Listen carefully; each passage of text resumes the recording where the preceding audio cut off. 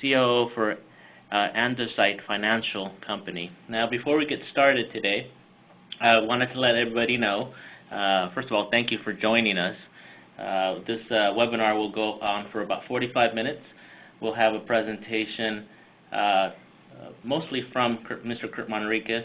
I'll introduce you guys to him and his background as well as myself. This webinar is being recorded, so everyone who is in attendance will be able to get a link via email with the recorded version of the webinar, so you'll be able to review it. Again, thank you. My name is Miguel Vasquez with the Entrust Group. I'm the Business Development Officer for the San Diego region.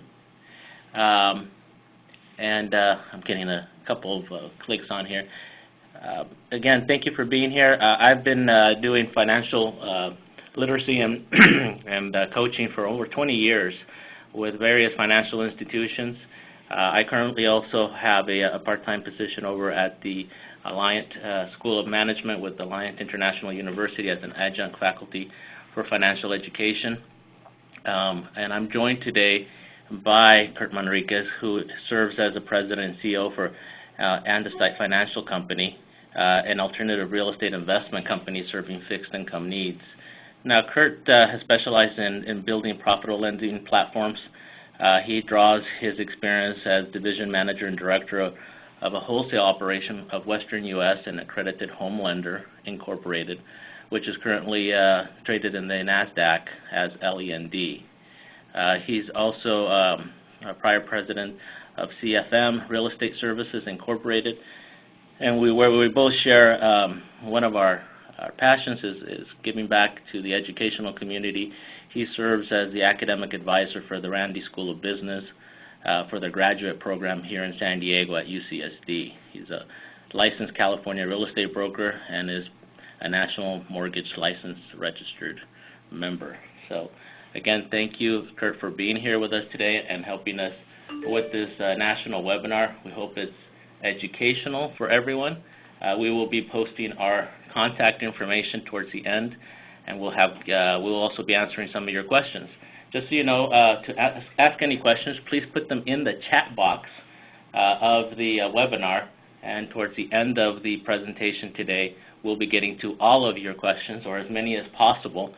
The ones that we cannot get to for time limitations, we will have availability offline for you to call us directly with any questions that you may have pertaining to either the strategies of self-directed investments or how real estate notes work as an investment for self-directed investing. Again, thank you so much, and I'm going to hand this over to Mr. Curt Manriquez for his presentation. As a disclaimer, the Entrust Group does not provide investment advice or endorse any product, which obviously includes Mr. Manriquez's firm. All the information and material are for educational purposes only, and all parties are encouraged to consult with their attorneys, accountants, financial advisors before entering any type of investment. As you will learn, the Entrust Group is an administrator of retirement plans, and we're definitely not in the business of providing counsel of any type. We do have for that, see if I can get my...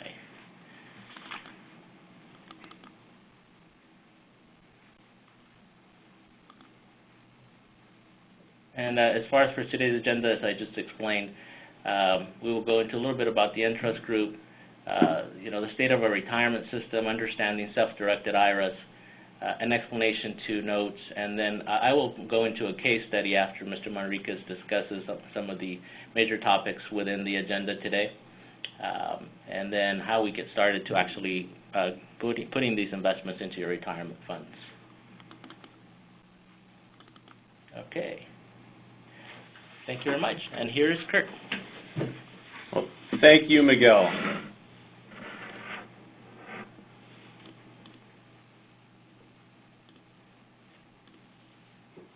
There we go. We call this segment Smart Trust Deed Investing, What Every Investor Should Know.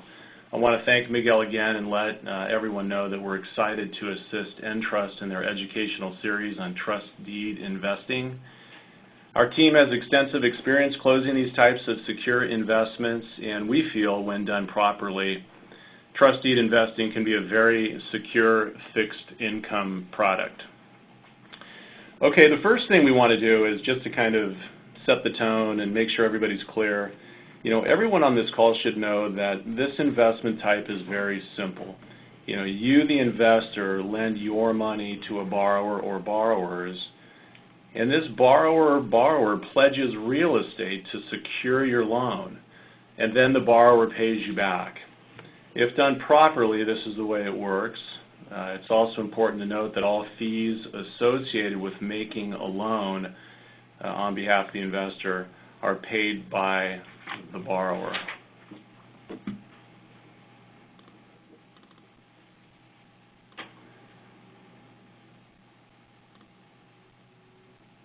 This is our standard disclosure. This simply states that this is not an offer to sell or buy securities, and once again, this is part of the educational series. A little bit about myself. I've been doing this ever since I left college as an undergraduate. I went to work for Ford Motor Company, Ford Consumer Finance, a publicly traded company that was, in my estimation, did an excellent job training me and thousands of others in doing these kinds of loans. And then was fortunate to be part of a highly successful publicly traded company afterwards, and currently do what I do now at Andesite. And our CFO is Susan Lackasil. KPMG is her background, and she's done outstanding work. So to move forward, we strongly feel there's 7 essential elements to smart trust deed investing, and they include the mortgage loan broker, home value and equity in the property. And this isn't your equity is not your investment. This is the protective equity in the property that protects your investment, and we'll get into that a little later. The loan, your investment, the escrow process, documents, instruments describing, evidencing, and securing the loan investment, loan servicing, and then finally, the most important part, recovering your investment and your interest. Okay, first we want to make sure that we get clear before we go into the 7 steps, the trust deed. This document protects your investment. The trust deed, no matter what state in the U.S. you're listening from, legally secures the promissory note or the mortgage note. The trust deed is a legal written document conveying property to a trustee used to secure a mortgage or promissory note. That is critical.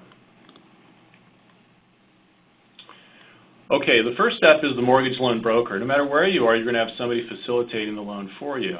So this person should have deep knowledge, many years of experience, integrity, and have all the proper licensing in place.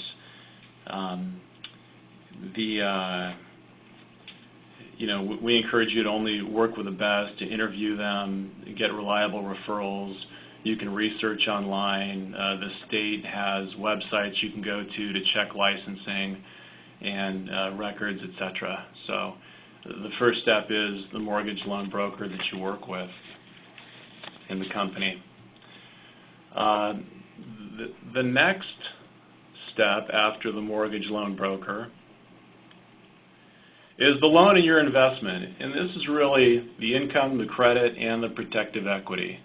So in simple terms, the income is federal returns. It can be bank statements that show cash flow. It can be stated income if you're comfortable enough with the other components of the loan. You might feel comfortable doing a stated loan. The credit, which is simply credit grading, how do they pay their installments, debt, how do they pay their consumer credit, what is their FICO score, and then finally, how much protective equity do you have? If you're making a loan for $100,000, do you feel secure at a home value of $100,000, or would you feel more secure if the home value was $100,000 and that home was securing your investment? I would select the latter. High levels of protective equity are critical to your investment and what we encourage. Income is simply As you all know, the ability for someone to pay you back, the credit is the willingness of someone to pay you back. And when you put all of that together, you make a risk assessment and you decide whether you want to invest or not.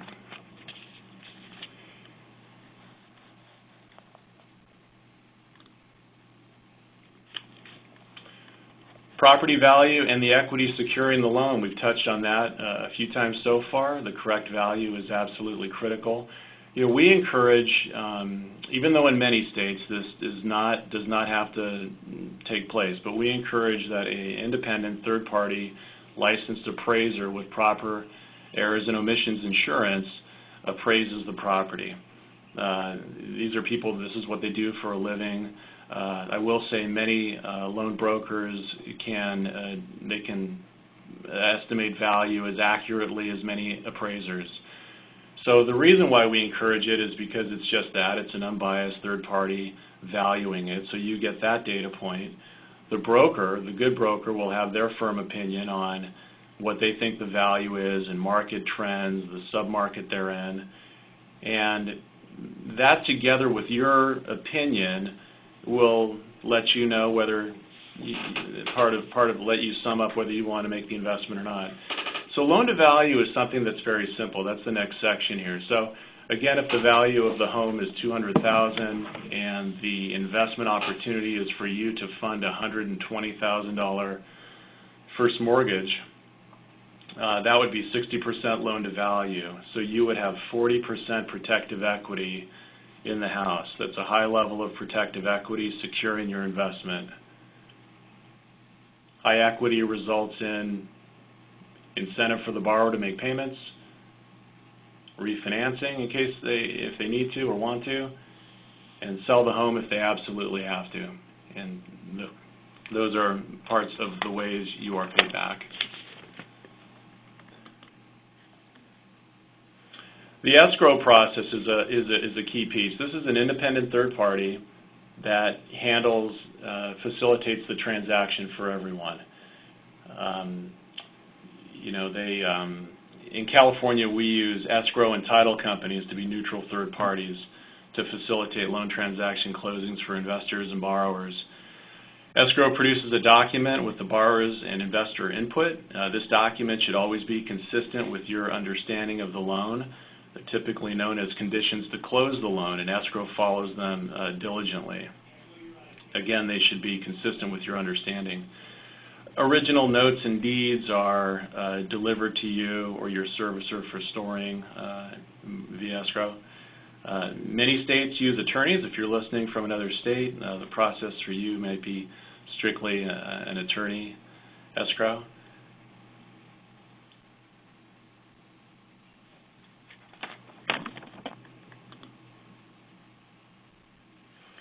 Okay, we just wanted to cover this again, even though we've touched on it already. The promissory note is an important document describing evidences securing the investment. It defines the terms of repayment, the interest rate, if there is an interest rate, and there usually is, associated with repayment. Is it amortizing? Is it interest only? Everything is spelled out, everything including prepayment penalties or no prepayment penalties. The investor, depending on the income equity credit of the investment, will have different requirements for repayment and different interest rates. And the deed of trust, once again, is simply the security instrument for the loan. It transfers title to a neutral third-party trustee, and then the trustee simply has the power to reconvey the deed when the borrower pays off the loan or start the foreclosure proceedings if the borrower defaults on any conditions of the transaction. And once again, it's important that you or your loan servicer hold these two important original documents. Okay, this is just more documents describing, evidencing the loan. There's whole loans and fractional loans. Whole loans indicate an investor who funds the entire loan. Fractional loans are when two or more investors get together to fund a transaction pro rata. There are different disclosure types for each. Mortgage funds are great. They allow you to diversify investing in multiple trust deeds and perhaps different geographical areas, once again allowing for diversification. Funds that require accredited investors usually meet a $1 million net worth excluding home criteria. Funds for qualified investors have lower minimum net worth requirements. The PPM is a private placement memorandum. Essentially, this is a security. So the operating agreement and the subscription agreement, along with the details in the PPM, are essential to understanding before you invest. And then loan servicing. Loan servicing agreements are very detailed. They're critical because this is really where the repayment process and service to the borrower is taking place after the loan funds. You are a licensed servicer, needs to service and collect the payments from the customer properly. The fee for this service is usually taken out of the interest rate the consumer is paying. It can be handled differently, but that's usually the way it works. We advise using someone who has been doing this for many years and has very standard routines, policies, and procedures for this end of the business.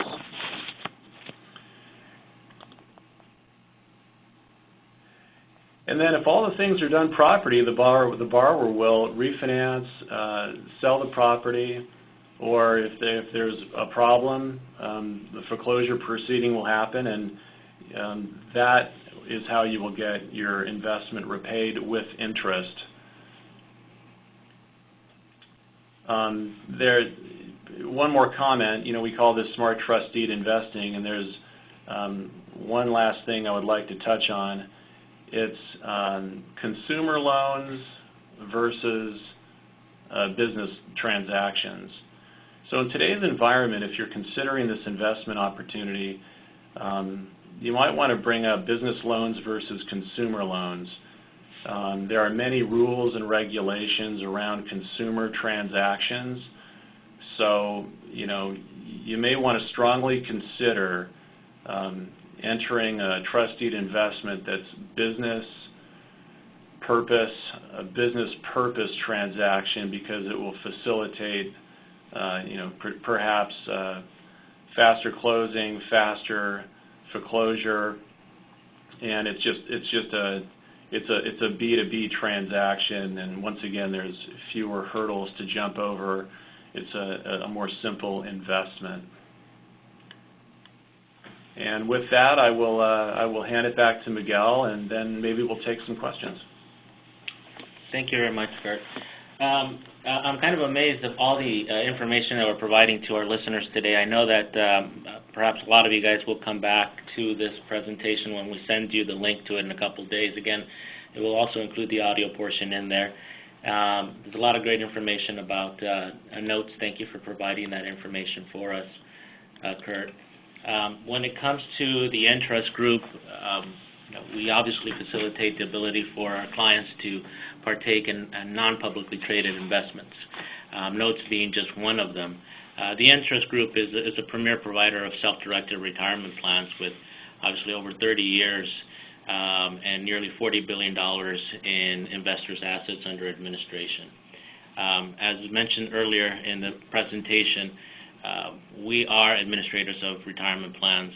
We have not only a knowledgeable staff that have earned, a lot of them have earned their CISP designation, but in addition to this national webinar that we present, we also have continuing education programs, and we also have local in-person events and local in-person webinars. So please take a look at our events page at the entrustgroup.com, and our 800 number is right there. I'll also provide you with my personal phone number towards the end of the presentation, as well as Curt, to obtain additional questions personally if you want to contact us for information about self-retirement accounts and how administration plans like the Entrust Group help you with that, as well as through Curt to find out more about how investing through notes could be something that that you might want to partake into or have more questions about.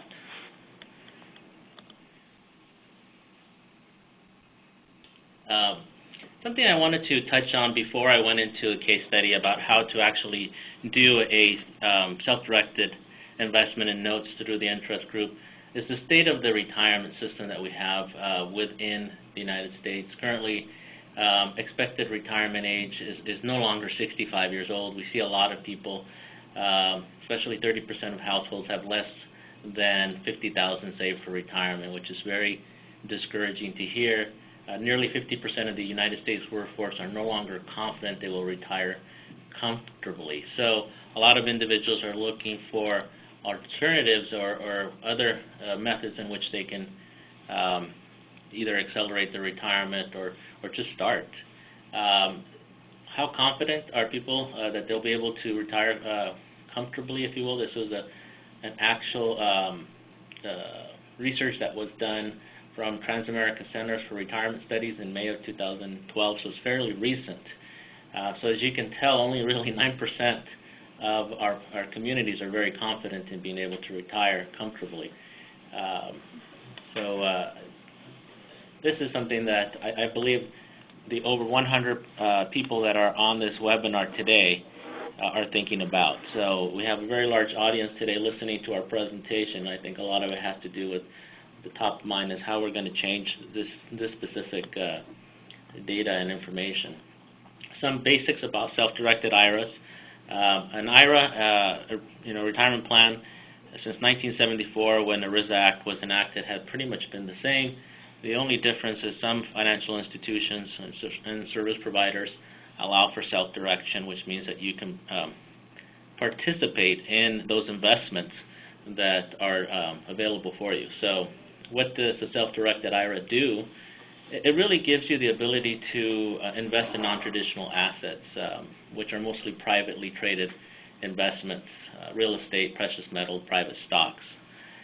It allows you to take control of your investments and diversify yourself into the private wealth arena rather than just into the publicly traded stock and bonds and mutual funds. Obviously, IRAs do provide either tax deferral or tax-free incentives and deductibility of contributions. So we'll talk a little bit more about that as we go forward. What are your options? Well, if you're an individual or if you're a small business owner, you have two different types of options. As an individual, you can either contribute to a Roth IRA or a traditional IRA, or take a look at your current retirement plans that you had as a qualified plan through your employer. Employers can also do small business accounts, such as a simplified employee pension, a SEP, which you can actually contribute up to $51,000 annually, or 25% of your employee's salary. So there are those larger thresholds and limits for contributions with the small business accounts than you would have with, for example, that individual retirement account that only allows for the $5,500 for 2013. We also have, as an administrator here at the Entrust Group, the ability for you to do individual 401ks. They're basically promoted and marketed differently. It's either individual K, solo K. It is a 401k for all intents and purposes. And if you have more questions about any of these types of options, please do give me a call, and I can provide you with more information on those. The different investment types that you can do besides notes, obviously, are residential real estate. You can actually purchase a piece of property to have passive income for the retirement account. Commercial real estate as well, precious metals.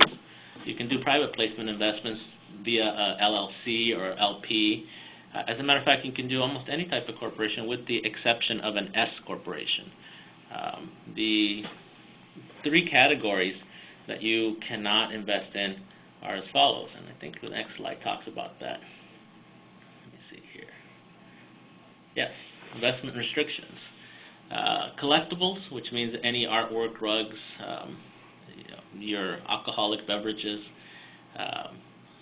your antique cars, those are collectibles. Life insurance and S corporations. Obviously, the exception of certain purities of gold, silver, platinum, palladium are available for investments as well. We have a department within the Entrust Group that specializes on precious metal investments, and our website, we actually have a website just dedicated towards that as well. It's a really good option for individuals that are looking to hedge against the inflationary rates. Or just have an affinity towards that type of investment. We can move fairly quickly on those investments for you and fund those almost on a daily basis. We can actually fund that investment. So it's a really nice option that we have for our clients, besides the ability for them to do the alternative investments.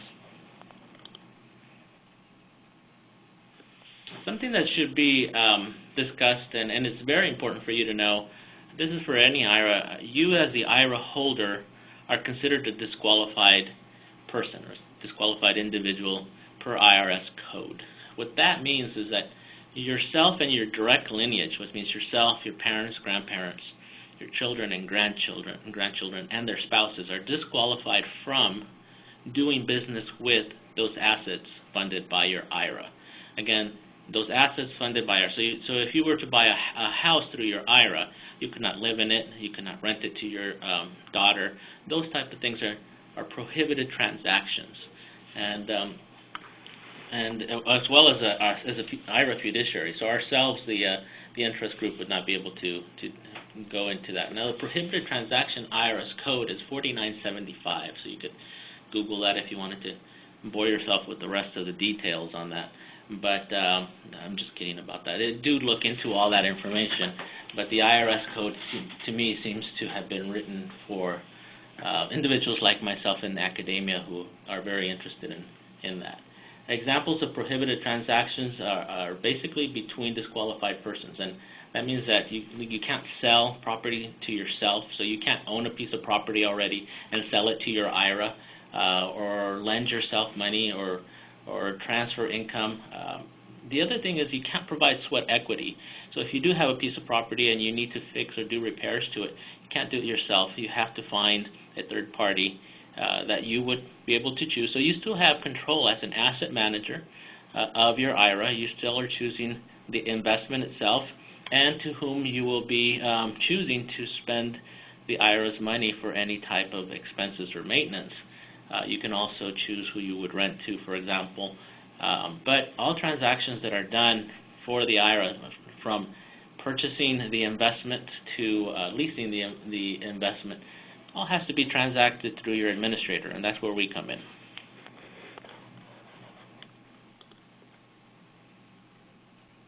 So let's talk about what you can do.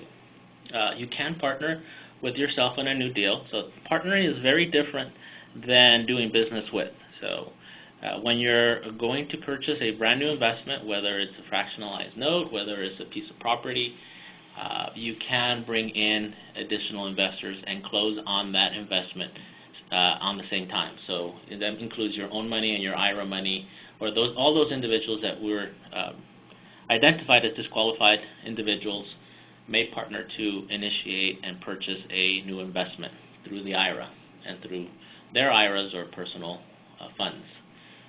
That means you could do it with your spouse as well. As long as it's a brand new deal, you could do that.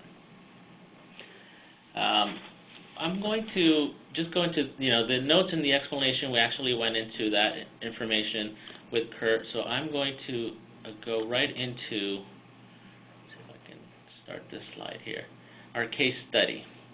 And investing in a real estate note with a self-directed IRA. And this is going to kind of wrap up so how we actually would take a self-directed retirement account, whether you have a SEP IRA or a Roth IRA, and utilize an administrator such as the Entrust Group to invest in a real estate note.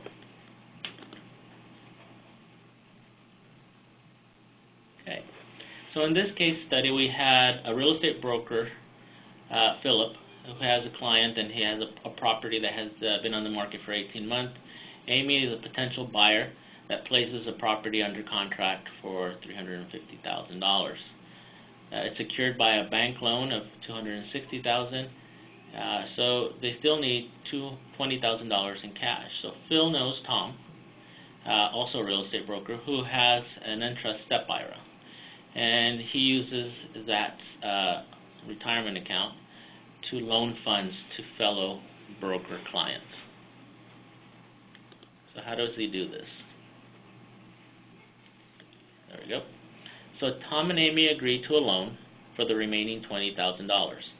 The $20,000 is secured by a second trust deed at 12%. So these are the terms, due in 3 years. Tom wanted a guarantee for 6 months interest and 2 points for providing the loan. So you can actually create your own terms as a lender for these. And Tom, in this case study, Tom offers the first mortgage lender on the property, $280 with 30-year mortgage at a fixed rate of 7.25. The offer includes a 1-point fee and a 1.5 repayment penalty if it's paid before 3 years. So obviously Tom is looking for a long-term cash flow strategy with this note. So Amy takes Tom's second offer, foregoing the need for a second loan of the $20,000. So she actually lend out the full amount. If she decides to refinance in 3 years, Amy will look much better to the bank, and Tom will have a sound investment secured by real estate in his Entrust SEP IRA. So win-win situation here for Amy and for Tom. Keep in mind that Tom alone assessed the relatively risk in making the loan. He also set the terms, as I mentioned, as his IRA administrator. Entrust could not advise him on these matters. So I know a lot of people, once we start talking about what terms, they always ask us, well, what's the maximum that I could charge? How many points is the minimum that I could charge? Those type of questions, we can't provide you the information. We're administrators, and those are things that professionals, perhaps such as Curt or others, could provide you with that information. In summary, understanding self-directed IRAs and how they are important to your overall portfolio and your discipline in investment is very important. An explanation of notes, which Curt went over to, what are secured notes by real estate trustees. Case studies, which we went into, very important thing. So to kind of wrap this up, how do you go about opening up an account with Entrust and doing this? It's fairly simple. To open up an account with Entrust, it's a simple application that you print out, send to us. It takes about 48 hours, and we'll have your account number and name of that IRA open. To fund your account is the second step. We actually submit on your behalf to your existing IRA custodian to transfer your funds or to roll over your funds from a defined benefit plan or a 401k. Usually it takes about 15 days. So now you're in it about 3 weeks and your funds are available for investments. Once you provide us with the notes and a direction letter to buy that actual asset, within 3 days we would actually fund that investment. So all in all, when you're doing investments that are self-directed, please understand that there is a time frame in doing that, and the most important portion of it is having your account set up and ready to go in order for then you to go out and seek the investments that are available for you after doing your due diligence and checking with your professional advisors. Lastly, this is my information, and that's a picture of me when I first started working with the Entrust Group, and Curt will probably attest that I look much older now with my gray beard and glasses. So this is I guess I've learned a lot, and I enjoy teaching and providing this. If you do have a chance to be in San Diego, please join me at one of our live presentations here. My direct line is 209-6056, and my email address there. I would love to hear from all of you guys to find out if I could improve on this presentation and maybe elaborate on other topics. You can help me out with that as well.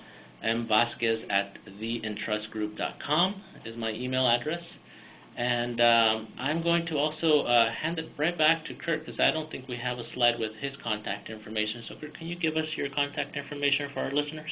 Absolutely. That was one of the questions on the chat, which is if you want to understand more and ask any questions offline, it's 1-888-456-0246, extension 202, 888 456-0246, extension 202. And the email is Manriquez, Manriquez, at andesitefinance.com. And you can always visit our website at andesitefinance.com. Okay, now we're going to go into our Q&As, and we have a couple of different questions here from our audience here. If you want to add to the questions, just please go ahead and put it in the chat on your question, and we'll flag it as a question and get to them. One of the questions that we have here is, how do you foreclose if a borrower is not paying payments? Also, does all the costs related to this process pass on to the lender? Curt, did you want to handle a little bit of that one? Sure. Well, all the costs, and it's a good question, and it's a very important question, obviously. There's very strict policies and procedures your servicer will follow with foreclosure. So, with respect to phone calls and notices and steps that move toward moving your investment back into your account. And yes, all of the costs associated with the foreclosure process are recouped. Those are costs that need to be put up by the investor. But once again, they are costs that are recouped in the end, as long as there is enough protective equity, going back to the important part of the conversation we had earlier on values and equity that protects the loan investment. That's why that piece is so key, because there are sometimes costs that come up in the foreclosure process that will need to be recouped. Good question. Good question. Just so you guys know, we'll try to get you guys out on time. We only have about 5 more minutes to go. We have a lot of good questions. One of the questions that we had here was, what if I purchase a home with an IRA, say for $100,000, then sell it for $150,000? Can I have access to the profits? All the income that's generated, as well as the equity generated from purchasing an asset and selling an asset inside of your IRA, has to stay within that IRA until you are ready for distributions. And when I say ready for distributions, the IRAs all have the same type of qualifications, if you will, and rules set for distributions, which means you must be over the age of 59 and a half with a traditional IRA to prevent any penalties before distributions. After 70 and a half in the traditional IRA, you have to take required distributions, so there's the mandatory distribution stages. In a Roth IRA, you have to have the Roth IRA for a minimum of 5 years and be, again, the age of 59 and a half. Then you can start taking distributions from it. The only difference is you're taking those distributions tax-free, whereas in the traditional you are including your distributions as your ordinary income. So again, all the income that is generated does stay within there. So please keep that in mind, because the question also came up is all the expenses that are attributable to those assets has to come through the IRAs, and all of the income has to come back into it until you're ready for distributions. Okay. One of the other questions we had was, what are typical loan to values, defaults, and interest rates?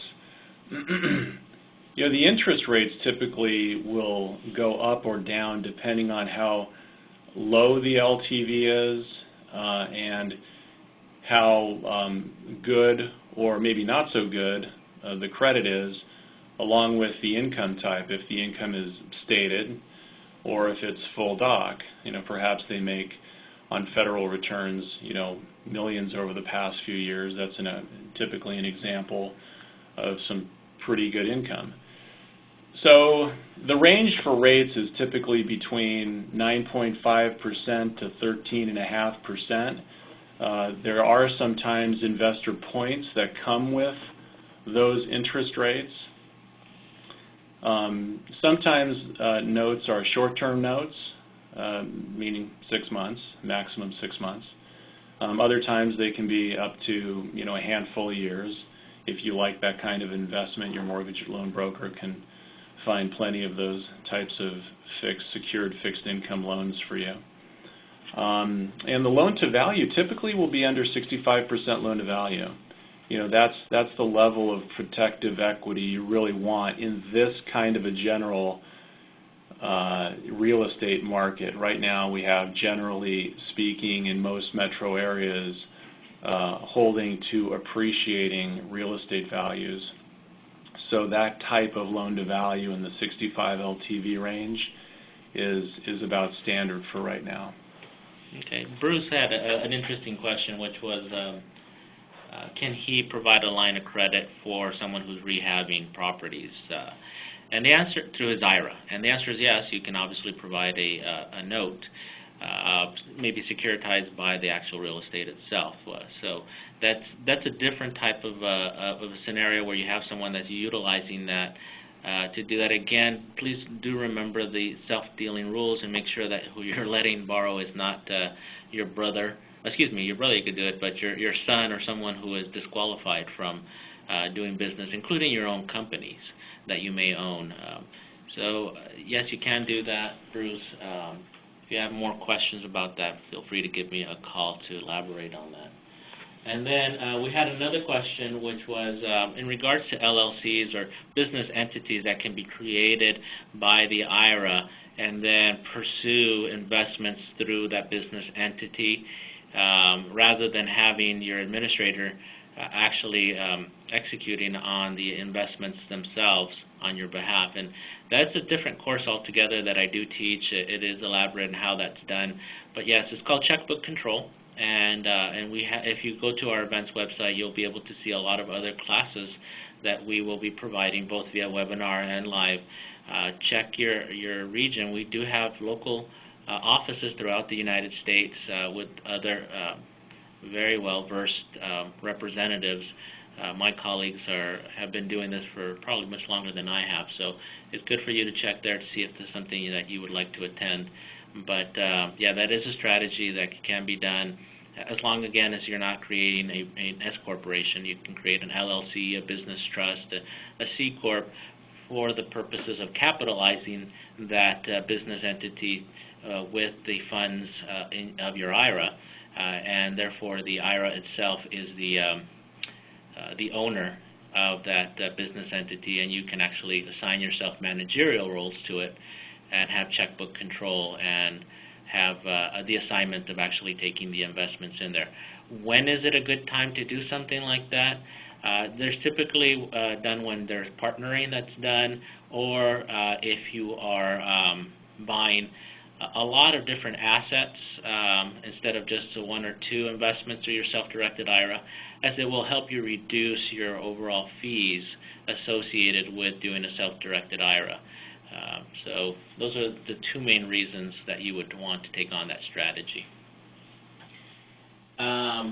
It says, okay, John wants to know if he can borrow from his sister's Roth IRA if she pays rent in the building that he owns. Now, your sister's not a disqualified individual, John, so you can do business with your sister, just like you would with any other individual. I'm not sure if I understand if you're getting the payment of the building. It's irrelevant. I think you and your sister are both not close enough according to the IRS for some reason, so you can do business with your siblings.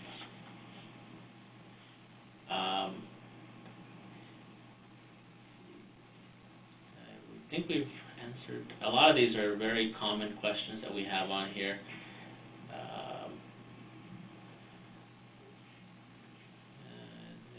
Okay, how do you, this is a question that always comes up, is how do you do your taxes at the end of the year regarding the depreciation of property or expenses or what have you?